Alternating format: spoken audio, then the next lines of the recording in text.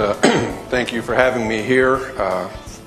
I'm glad it was this week and not last week, or I might have found an excuse not to travel to Minnesota. I don't handle that cold weather as well as most of you do.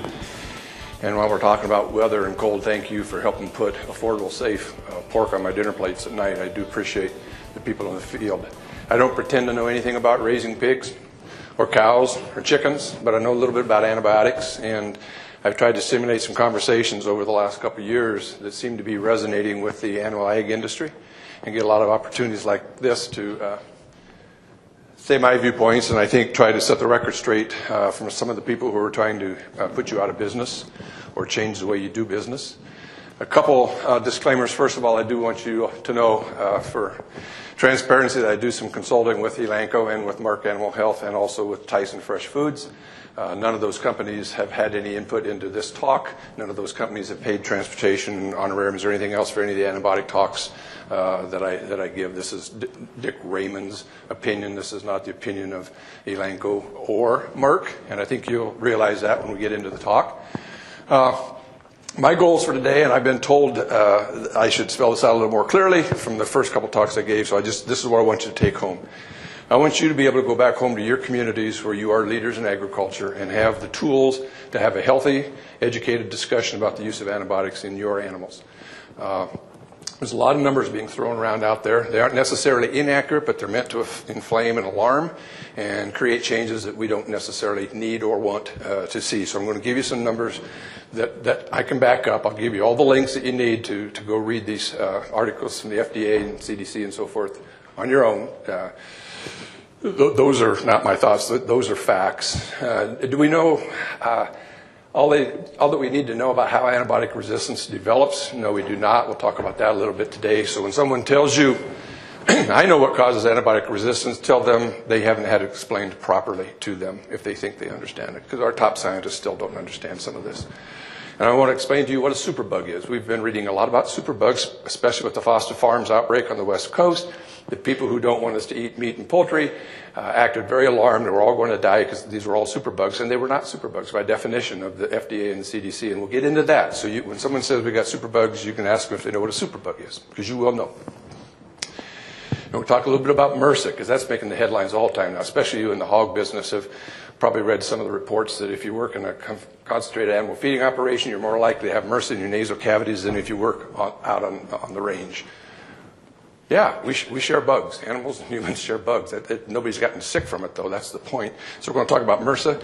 And then lastly, is there a link to antibiotic use in animals and antibiotic resistance in human health? And is that a threat to your health? And we'll try to clarify that as best I can. I don't have all the answers on that question, but I think we can help shed some light on it.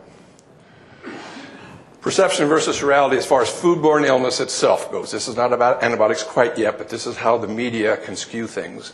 Foodborne illnesses since the turn of the century are down 29%. That's the CDC's numbers. Again, I can back those up. They're down 29%.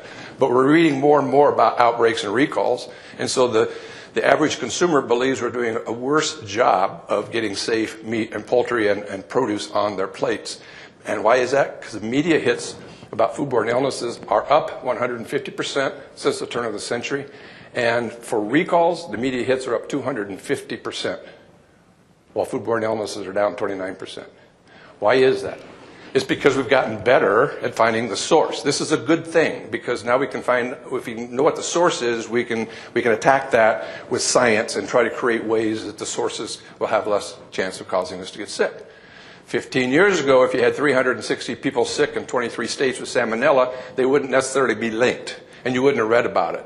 But because of something called PFGE, which stands for pulse field gel electrophoresis, and I'm not a laboratorian, I won't try to explain that to you, but the CDC takes these bugs that are causing human infections or are on the meat, and they can get the DNA fingerprint. It looks like a barcode that gets swiped when you go to the grocery store. That's what it looks like, a bunch of little stripes. And their computers can line these up from 366 people on the West Coast and say they all came from the same source because they're all exactly identical. We couldn't do that 15 years ago.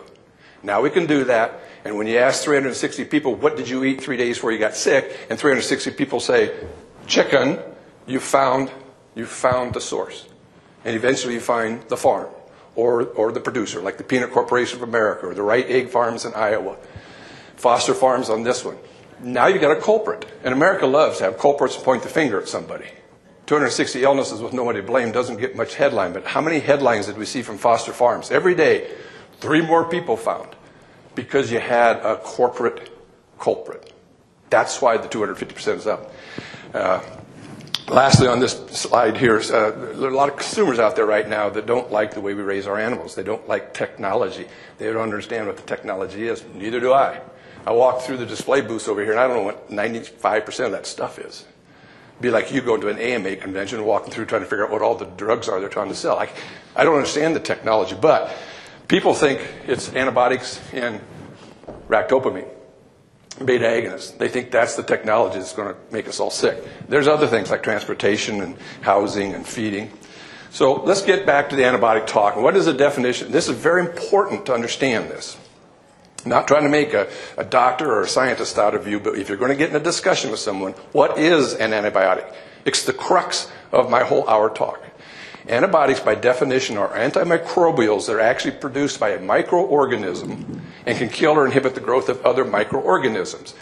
Most people out there having this conversation think antibiotics just kill bacteria, strep, staph, that kind of stuff. By definition, antibiotics that kill other parasites, et cetera, if they're made by another microorganism, they're still an antibiotic. The example I've got here is Monensin from Streptomycin cinnamonensis. It's used commonly to prevent parasitic diseases such as coccidiosis. These are called ionophores. These are heavily used in the poultry industry. I understand the swine industry uses it some, but the poultry is a huge user of ionophores. Ionophores are not approved for use in human medicine, but they are an antibiotic. So when Congresswoman Slaughter says 80% of all antibiotics sold in this country are given to perfectly healthy animals, she's not necessarily wrong, except they're not all perfectly healthy. Some of them are sick. But what she isn't telling the American public is a whole bunch of them are ionophores and other antibiotics that aren't even used in human medicine. I'll get to those numbers in a minute. By strictest of definition, only 75% of what we're going to talk about today, the antimicrobials, are truly antibiotics. The rest are synthetic, man-made. By definition, they're not an antibacterial, but are an antibiotic. But they're lumped together when people have this conversation. So for today, I'm not going to split hairs. We're just going to say all antibiotics that kill bacteria or parasites. That's what we're talking about. What's antibiotic resistance? It's when an organism that used to be susceptible to an antibiotic, that antibiotic no longer suppresses its growth or kills it. It has now become resistant. How does it happen? Well, there's lots of ways. It can be completely by accident. It can be by exposure to an antibiotic. It can be transfer of DNA from one microorganism to another. Sometimes we just don't understand it. One thing we do know is that the more antibiotics we use, the more resistance we're going to see, and to deny that is sticking your head in the sand. This thing I said earlier, if you think you understand how microbes develop resistance to antibiotics, then it hasn't been properly explained to you. That's from a friend of mine named Guy Lonergan, who's head of public health and food safety and animal health sciences down at Texas Tech. He's a great guy, and I wish I'd had that quote of my own. We hear a lot about low-dose antibiotics. We hear a lot about subtherapeutic antibiotics. Those are terms that are sometimes misused to try to alarm and activate people against the industry. Low-dose antibiotics are antibiotics used to prevent or control a disease in a flock or a herd or in humans. We use it in human medicine all the time. Those aren't therapeutic doses to treat a pneumonia. They're a low dose to prevent an infection, but it's a therapeutic dose for that purpose. It's approved by the FDA. Don't let anybody get away saying you're using all these low-dose antibiotics. You say we're using the dose recommended by the FDA for the purpose recommended by the FDA, to control and prevent diseases in our animals. Don't let them mess around. Now, if we don't use low-dose antibiotics, if they take that away from you folks, like they're trying to do in PAMTA, Congresswoman Slaughter's bill that she reintroduces every year, if you can't use low-dose antibiotics to prevent illnesses and diseases or to control them once they're in your flock or your herd, then you'll have a whole lot of animals who get sick, and we'll be using high-dose antibiotics for a long period of time to treat an overwhelming infection. Which causes more antibiotic resistance? Low dose to kill a few bugs, high dose to kill thousands of bugs? Nobody has answered that question yet. It's a debate that has to go on. The Danes, 10 years ago, well, a little more than 10 years ago, banned the use of growth promoters in their pigs. Period. Said, nope, you can't use it anymore. We've heard the public is right, we're not going to use it. They've seen the total use of antibiotics in their animals raised for food increase by 110% without the growth promotion antibiotics being used, because more animals are getting sick and have to be treated under veterinarian supervision with prescribed doses.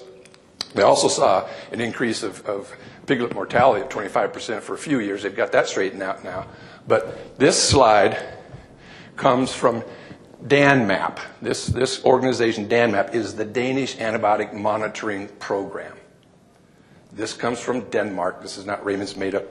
This is when they banned this color here doesn't show up real well, but this darker color was growth promotion antibiotics that were banned right here. And this is the amount of antibiotics prescribed by veterinarians over 10 years for animals. This is human use. This is animal use. Right now, they're at this level here, which is higher than it was when total antibiotic use is higher than it was when they banned it. Now, there's a lot of caveats. You'd have to say, how many more pigs do they have? How many more cows do they have? I mean, I don't have all the answers. But to me, this says this is what we're going to see in this country to a degree with Guidance 213. It's not as simple as people tried to make it.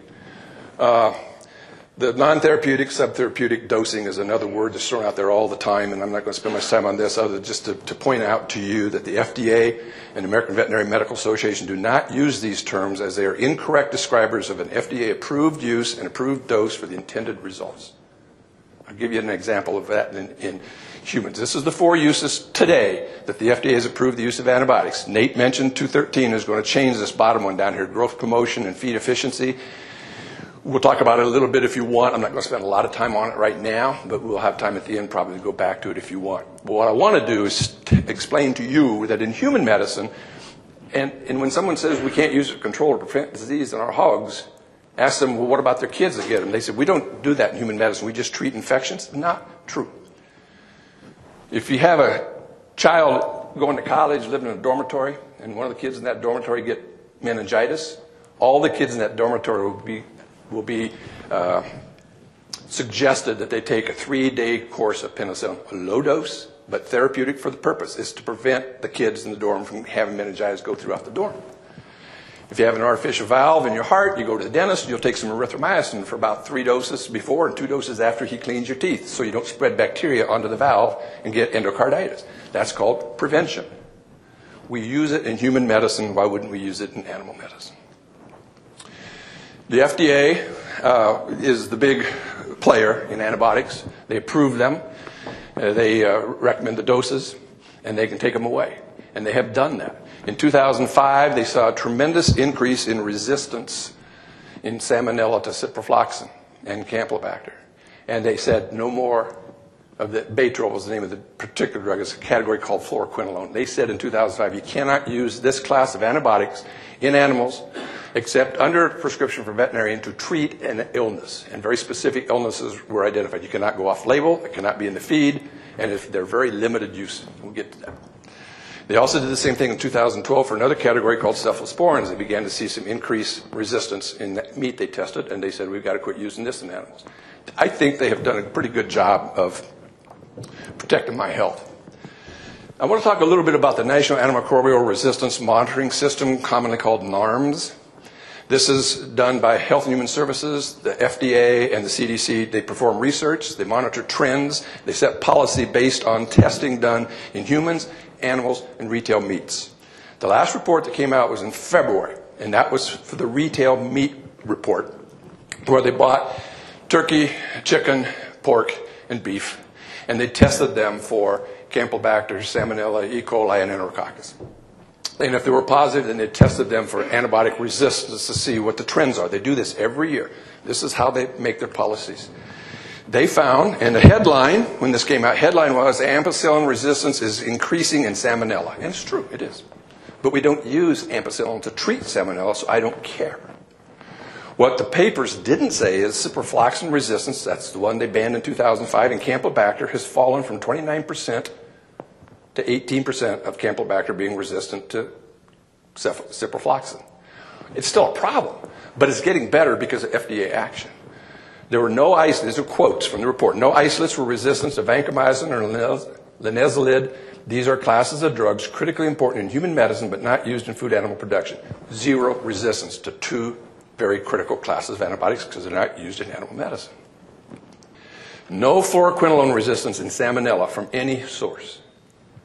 This is the drug of choice for treating adults with salmonellosis. FDA quote. Zero resistance in all the meat they tested. Go on to say that macrolide, which is another category of antibiotics used in human medicine, is if you've ever had a prescription for a Z-Pak, a lot of head shaking, yeah, Z-Pak is a very commonly prescribed antibiotic. It's a macrolide. It's one of our best ones we've got. Resistance in Campylobacter, commonly found in poultry, was 4.3% for Campylobacter coli and 0.5% for Campylobacter jejuni, the two most common Campylobacter infections in humans. There's no change in the macrolide resistance in the last 10 years, and they remain the drug of choice to treat Campylobacter. Now, multidrug resistance did increase in Salmonella, but it remains very low in Campylobacter. Salmonella, Campylobacter are two organisms, bacteria, commonly associated with turkey and chicken. Those turkeys and those chickens are eating the same antibiotics as growth promoters, prevention, control, whatever. Why is Campylobacter not having any MDR and Salmonella is getting a lot of multidrug resistance? We don't know. That's why I say we don't understand how antibiotic resistance develops. These two germs are exposed to the same antibiotic at the same time, but yet one remains sensitive to almost all of our antibiotics. Okay, multidrug resistance. I told you we're going to talk about this a little bit because it's been in the headlines a lot lately. That February NARMS report stated that MDR Salmonella was increasing in percentage, and those against the slaughter of animals for food acted enraged and alarmed and called for Salmonella to be declared an adulterant, for the FSIS at USDA to have stricter inspection rules, et cetera, et cetera, et cetera. In reality, the February NARMS report shows that for retail chicken and ground turkey, the four most common antibiotics that Salmonella showed resistance to were tetracycline, streptomycin, sulfazoxazole, and penicillin. None of those four drugs would be used to treat salmonellosis. So yes, they're multi-drug resistance, but it makes no difference to the doctor that's taking care of the sick person out there from the Salmonella outbreak from Foster Farms, because all of those 360 people, they had Salmonella that was very susceptible to macrolides, fluoroquinolones, and Bactrim, the three drugs of choice. It had nothing. They were not superbugs. Superbug, by definition, is resistant to those antibiotics that doctors would prescribe to treat. If they're resistant to the antibiotics the doctors would use, now you got a problem. And we'll talk about them in just a little bit. The Environmental Working Group came out after the NARMS report and it just blasted it and showed what a horrible problem it was. We need to ban all antibiotics in animals unless they're deathly ill, yada, yada, yada, yada, yada. CDC, these are their quotes. They actually responded to the EWG report. Usually the government doesn't do that. They make the report, they let it sit out there. They don't usually defend their viewpoint and attack one of the consumer groups or the advocacy groups, but they said, quote, "We do not believe the Environmental Working Group fully considered the important factors. The NARMS data indicates that first-line treatments for all four bacteria that we track are still effective. We believe the Environmental Working Group is inaccurate and alarmist to define bacteria resistance to one or even a few antimicrobials as superbugs if these bacteria are treated by other commonly used antibiotics." I said that a couple months ago at a big conference by NIAA. I made that quote, and the Huffington Post 2 weeks later said, Raymond says he doesn't care if the salmonella are resistant to all these bugs, as long as one works. No, this is the FDA's top scientists saying this. I just quoted them. The NARMS report came out, and Congresswoman Slaughter, I really think, to be politically correct, we should call her Congresswoman Harvest, because we don't slaughter pigs anymore, we harvest them. But her response to the report was, quote, "We are standing on the brink of a public health disaster." No, the FDA just said all the commonly used antibiotics still work. We're not on the brink of a disaster. This is 209 and 213 that Nate mentioned. Like I said, we'll have time for that if you want. I need to change the slide. It says right there at the bottom. I didn't catch that at the Office of Management and Budget. It's not there anymore. It's now effective. I'm rushing through this because it's the numbers that I want you to take home. The numbers are what you need to have a discussion. Hyperbole does us no good. Congresswoman Slaughter says over 80% of all antibiotics sold in the United States are given to perfectly healthy animals raised for food. Now, 80% of all antibiotics sold in this country are sold for use in animals, but it's companion animals too, like horses, cats, dogs. It's also sick animals. It's not just perfectly healthy animals. So that's a fairly accurate statement, but yet meant to be alarming and misleading, and it truly is. But on the other hand, groups like the United States Farmers and Ranchers Association, I know NPPC is a big sponsor of theirs. I did some work for them, and I finally quit, because every time I tried to write an op-ed for them, they would always add, all antibiotics administered to animals raised for food are given under the direct supervision and direction of a doctor of veterinary medicine. It's just not true. We all know that. So we need to stop the hyperbole and talk about the facts. So here's the numbers. This report comes out every year now from the FDA. There's a new one out. I just haven't bothered to copy it. The numbers I'm going to use today comes from the 2011 summary report. Now, this is kind of crazy. Of course, this is the federal government, and I used to be one of them. But right here it says antimicrobials sold or distributed for use in food-producing animals. Number 2 right here says this includes companion animals like horses, dogs, and cats. So why would they label it antibiotics used, sold, or distributed for use in food-producing animals when that's not even accurate? They have to put a footnote there. Say, oh, and by the way. So anyhow, start out by being a little negative about them. These are the numbers. This is the numbers. This is in kilograms. This doesn't say how many pills or how many shots. It says how many kilograms are sold. That's not the most accurate way to assess use, but it's the only numbers we've got, so we've got to stick with them for today's conversation. This is the link if you want to read the report. The FDA doesn't agree with 80%. Some of these are sold but not used. They may be stored in a warehouse, wholesale place, drugstore, whatever. But the main thing is it's kilograms. Now, some antibiotics are prescribed in kilograms. Some are prescribed in milligrams, depending on what you're treating and what the antibiotic is. 10 kilograms of this drug might be used to treat one bowl. 10 kilograms of this drug over here might take care of that whole dormitory where you're worried about meningitis. It's not apples to apples. It's not even apples to oranges. How many kilograms of penicillin do you think this guy takes compared to this guy to treat a pneumonia? Oh, well, we're done. It's the only numbers we got, so we're going to use them. So here's the take-home page. Ionophores, remember that category I talked about really early on that are not even allowed for use in humans? In fact, humans would get very sick if they take ionophores. It's used to prevent coccidiosis, primarily in our flocks. 30% of that 80% number are ionophores, not even used in human medicine. There's another category called the NIRs. Those are not individually reported because the FDA says if 2 or less companies make a drug, we will not list it individually. They don't want someone to find out exactly how much Merck sold of this one drug. So they list them all together. But there's only one category in there of the 9, I'll show you a slide in a minute, that's even used in human medicine. So take that 12% and add it on to the ionophores 28%. You now have 40% of the antibiotics sold for use in animals are not allowed for use in human medicine. Another 42%, based on that report, 42% are the tetracycline class of antibiotics. They are used in human medicine, but they're very rarely used in human medicine and only as a very poor second, third, or fourth choice if the person doesn't tolerate the other antibiotics.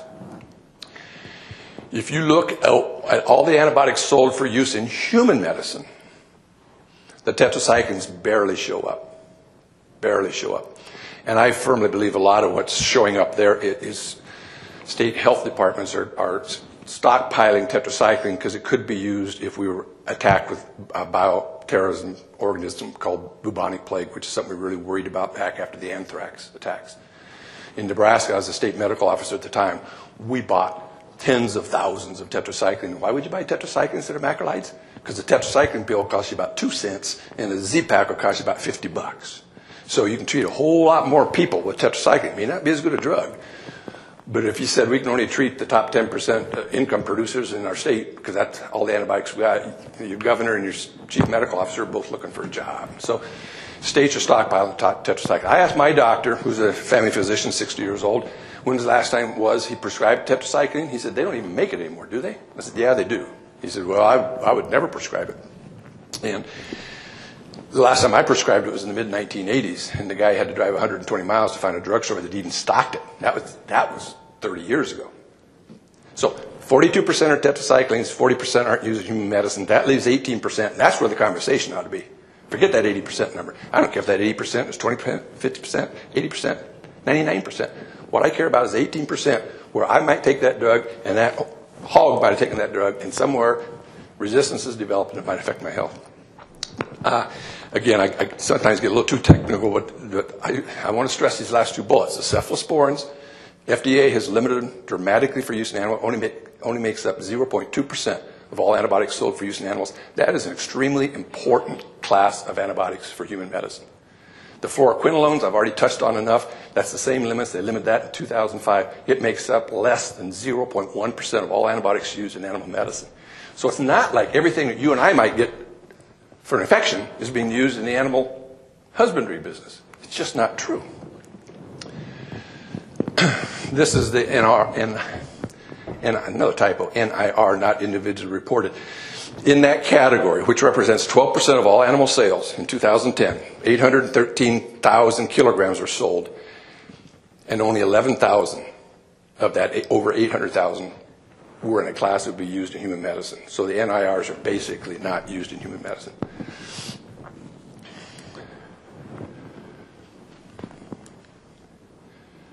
These are the top 5 classes of antibiotics used in human medicine, and with an example of each one to help you understand. And penicillin, you might have heard of Augmentin or the old penicillin shot for strep throat. That's by far and away the number one class of drugs, antibiotics used in human medicine. The cephalosporins, you may have been given a script for Keflex or something like that, is second, and that's the one that was 0.2% of use in animal medicine. Sulfa and Bactrim are used for bladder infections and burns. That's about all they're used for in human medicine, but they still make up a pretty good share.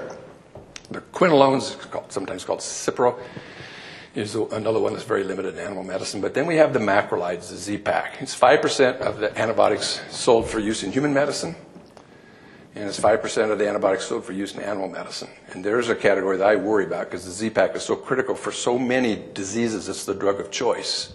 We can't afford to see resistance develop to the macrolides. That's one area I wish they would talk a little bit more about. These top 5 classes right here represent very little in the sale to animals. And this comes from an FDA letter to Congresswoman Slaughter explaining the human medicine sales. Here's another way of looking at the overlap. On the left, the yellow, that's the tetracycline. This is the ionophores. I need to put the NIRs right here. This is the total amount of these 2 big categories in animals sold for use in human medicine.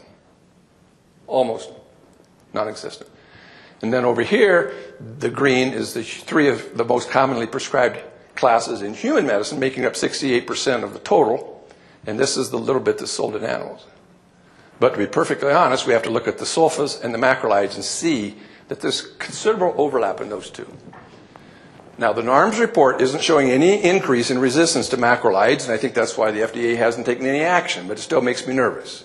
They're used a lot in cattle to prevent liver abscesses in feedlots, is my understanding. And I'm not sure that I feel good about that. I've been told that in the hog industry, tetracycline is far and away the number one antibiotic used, so I'm going to give you a 1-page lecture on tetracycline. I've already talked about it a little bit. But when someone asks why are you using all that tetracycline and all those antibiotics, you can tell them the oxy and chlorotetracycline, which is used in animal husbandry business, were first used in the late 1940s, and most bacteria became resistant very early. This is not a good antibiotic. This is an antibiotic that does not kill bacteria. It just slows its growth so the human body can combat the bacteria. You have to take it 4 times a day. You have to take it 2 hours before and 2 hours after your last meal.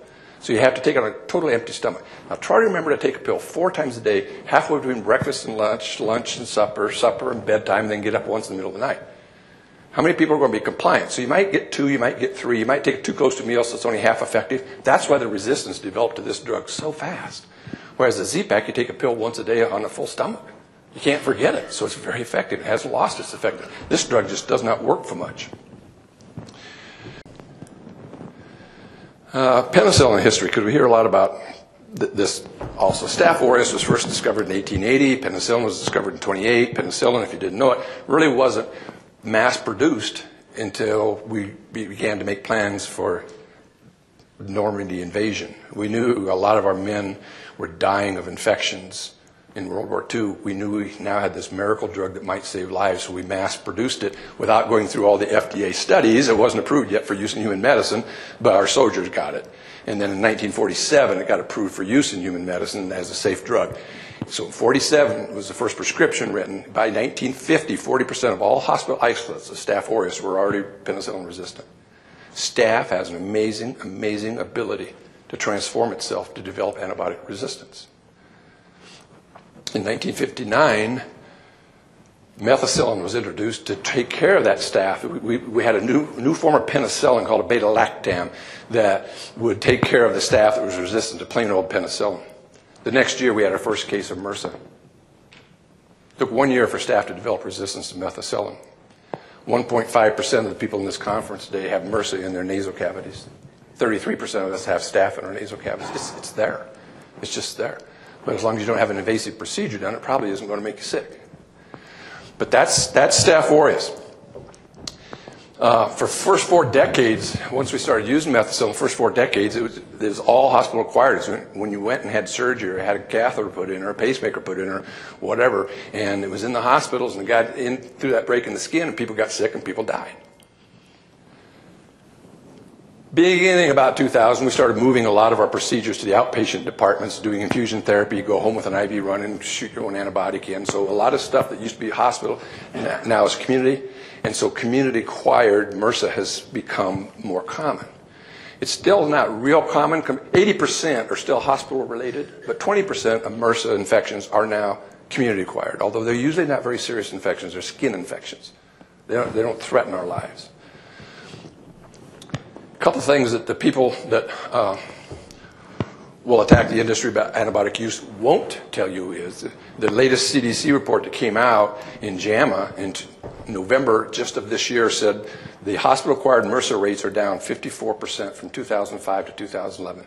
They've taken on a campaign to educate, have better hygiene policies, infection controls, and they're doing a tremendous job of knocking down MRSA. So why is MRSA suddenly getting all the headlines about MRSA in pigs and cows? That's the disease that's half as prevalent now as it was 8 years ago. We're doing a good job. So, big hullabaloo about MRSA in animals, and why not? We share an environmental ecosystem. We share a lot of bacteria. We have swine flu, we have avian influenza, we have monkeypox, we have West Nile virus, we have the hantavirus, we have severe adult respiratory syndrome. I mean, we share bugs back and forth. And if you're in a closed, confined space, like a daycare, those kids share a lot of bugs. If you're in a closed, confined space, like a hog confinement unit, you're going to share bugs.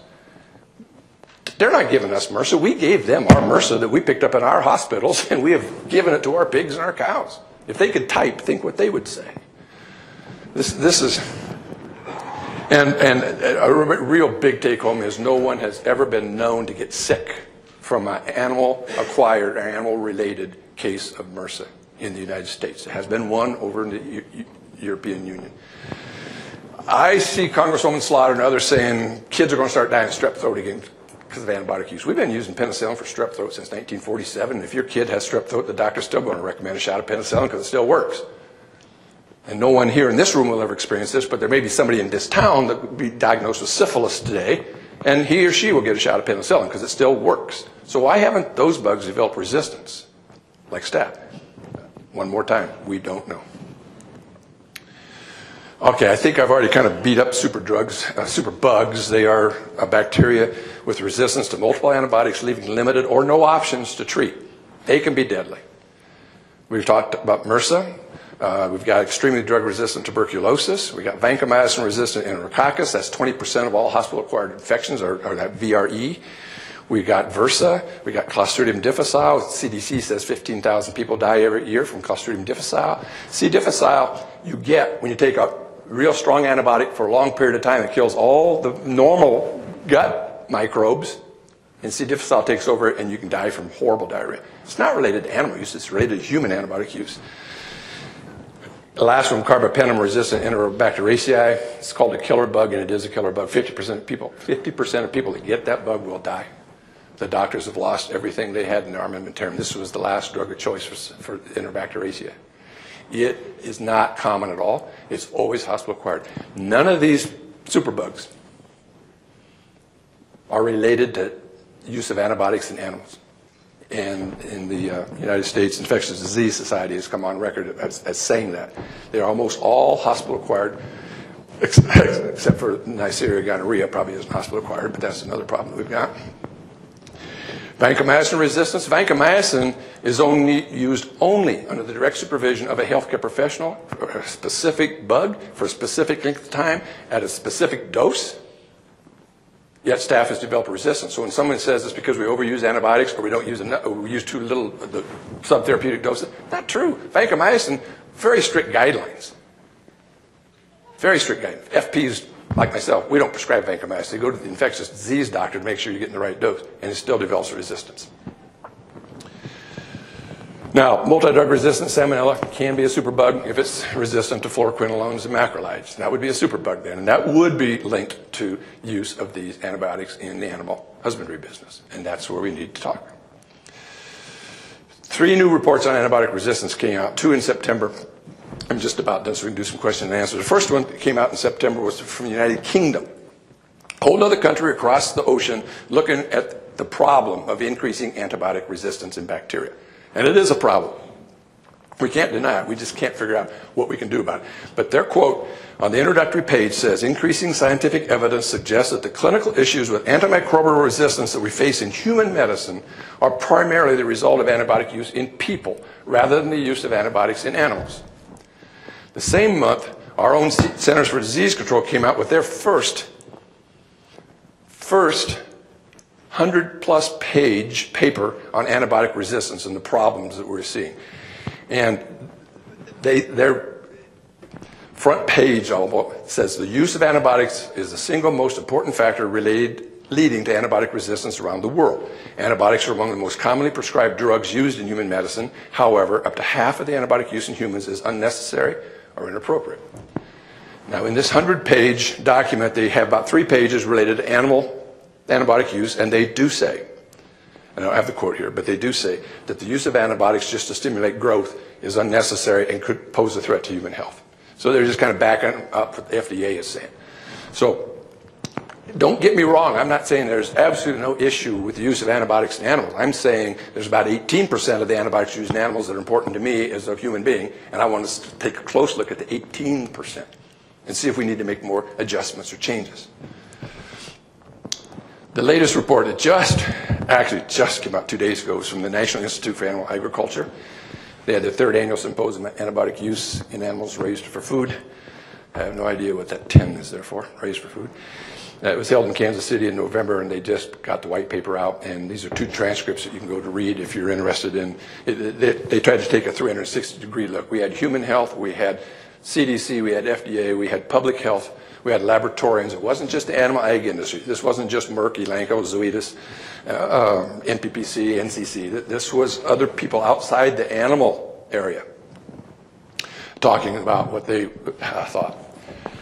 I've already mentioned this. The debate over the amount sold, that's diversionary. That is meant to take away from a serious conversation. It's not the main issue in the public health debate about antibiotic resistance. The issue is, are we using the antibiotics in animal husbandry judiciously? And is there a significant impact on human health by its use? Those are the 2 questions that have to be answered. Forget the 80%. The antibiotic use issue, I think, is best approached from a systems-based approach that strives to close the gaps of misunderstanding and avoid implementing impetuous remedies that prove to be meaningless solutions while oftentimes producing undesirable outcomes. Denmark saw an undesirable outcome. They tell me now they've got it under control. The antibiotic use is going back down because they changed their animal husbandry practices to account for the lack of those antibiotics as a growth promoter.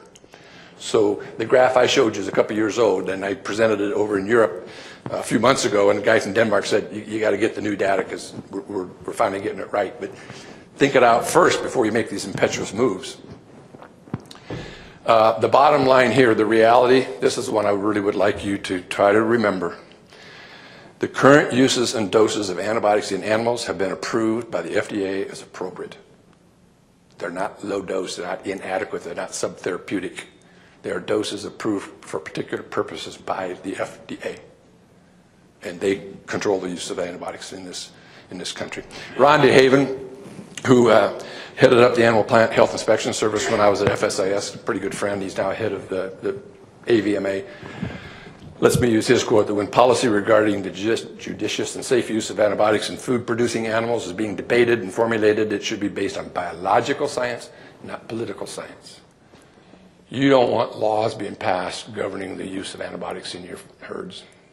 Those are done behind closed doors with political agendas. You want open, honest discussions of the people involved, like the NIAA tried to have a couple months ago. And lastly, this isn't an American issue. This isn't even a North American issue. It is a global issue. You can go down to Mexico or you can go to India and you can take a suitcase and you can buy enough Z-Paks to fill up that suitcase and come back here and sell them on the black market. Some countries, you don't even have to have a prescription to get antibiotics for human use. One of the speakers at the NIAA conference was stationed in Kenya, Africa for 2 years. He was working for the CDC at the time. And he's an infectious disease expert, by the way. And his first year there, he couldn't test. He didn't have any way to grow bugs and test for resistance. He just had to use his head and gut feeling and treat. But he built himself a laboratory so that he could culture. So when someone came in with pus draining or stuff coming out of their lungs, he could culture it and he could test for antibiotic sensitivity. This isn't a country that really didn't have any health care at all. This isn't a country, he was seeing people coming from the rainforest who hadn't been out of the rainforest for 10 years. They were a 10-year-old person with a horrible wound infection, had never been out of the rainforest, had never been exposed to antibiotics, and they were growing out MRSA. Because people in Kenya were going across the border and buying antibiotics on the black market, bringing them back into the rainforest and selling them on their own black market, so the antibiotics were being used indiscriminately. It's a worldwide problem. You can't point the finger at the doctors and say, it's you guys. You can't point the finger at the hog farmers and say, you're the problem. You can't point the finger at India and say, you're the problem. This is a worldwide issue. And with the global travel we have nowadays, diseases come and go. Diseases come and go. We see things now we thought we'd eradicate, measles, rubella, stuff like that we got vaccinations for, and we thought we had them pretty well taken care of, but people are traveling from other countries, don't have routine vaccinations, they're exposing our grandkids to it. So travel is a problem. Now, last, I'm done. This is, I don't know how well that shows up from back there. It's kind of, the lights don't work here, but this is just a wet market in Vietnam, and what the person buying, they buy their food every day because they have no refrigeration. So they go to the wet market every day, and this is pork, by the way. That's why I picked this picture for you folks. That's pork. That's their number one protein source over there, probably outside maybe fish. But the pork are slaughtered the night before, so they don't have a lot of time for the salmonella to multiply. But the health departments have gone into these wet markets and sampled the pork, and 50% will have salmonella on it. Now, when the food preparer is coming in to buy, he or she is going to pat all the pork, true, and buy the one that's the warmest, because this is the most recently slaughtered, therefore has had the least amount of time for bacteria to grow. Now, I don't know how they keep it down to 50% contaminated instead of 100%, but then what do they buy after they pat all that pork? The produce. And of course they pick it up, see which one has the right firmness and texture, and so it's just it's like a daycare. It's just. I was over there. It's interesting. I was asked to go over there as a guest of the government to take a look and advise them how I thought they could improve food safety without spending any money. So no refrigerators. But my suggestion was pretty simple. You would put your produce at one end of this wet market, and then maybe your live chickens and live fish, and then maybe at the very end you would have your cut up meat. So you don't cross-contaminate from the meat to the produce. They said, no, we couldn't do that. I said, well, it's a communist country. I thought you could do whatever you wanted. And they said, this is 5th, 6th, 10th generation spot on the wet market. They will not give it up. So I had a fun time, and I didn't get a darn thing accomplished. That said,